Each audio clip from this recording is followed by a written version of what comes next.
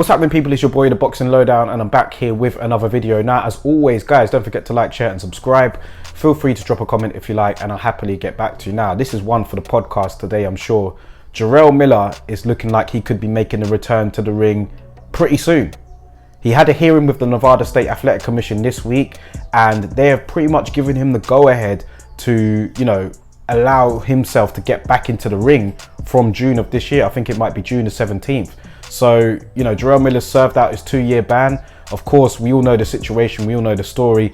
He took the biggest L, really, for a long time for me, considering that he was in line to get a payday with AJ, his highest payday of his career. AJ was making his first fight over in the States, and Jarrell Miller was being lined up to fight him for those belts, the unified heavyweight titles. And it was actually drawing a bit of attention. There was a lot of fanfare around that fight, the fact that AJ was going to be in America. Jarrell Miller at the time was a popular character in New York.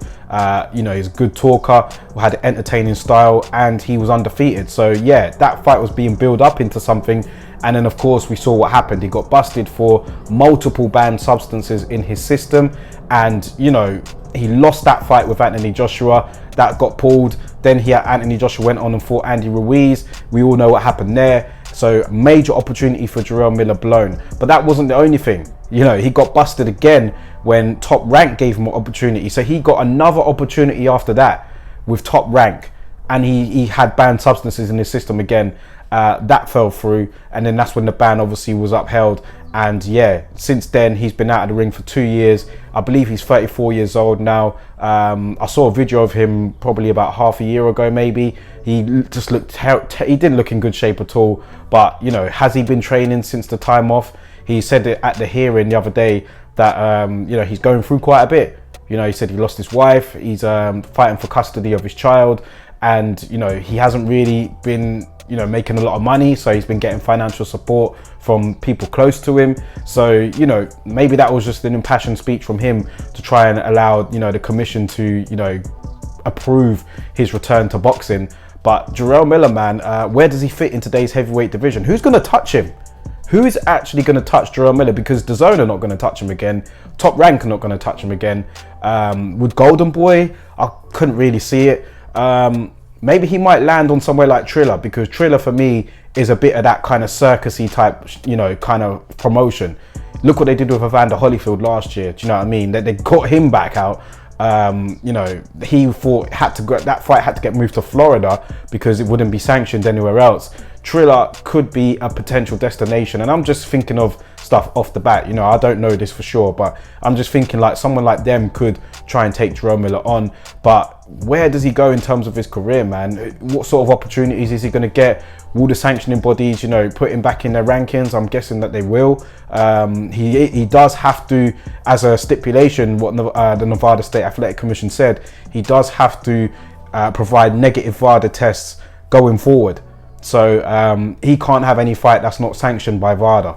So we'll see where this goes, man. But there'll be a lot of ill feeling, a lot of bad vibes around, the fact that Jarrell Miller looks like he may be returning to the ring this year. But while I totally agree with that and think that, if he got banned for life, that would have been warranted, we need to have this same energy for everyone, man. We can't just have this just for Jarrell Miller. We need to have this for everyone that tests positive for banned substances, because this is a problem in boxing that doesn't seem to be going away. So while it is good that more and more people are getting caught, that means that the testing and everything else is working. I think that we need to have harsher punishments across the board.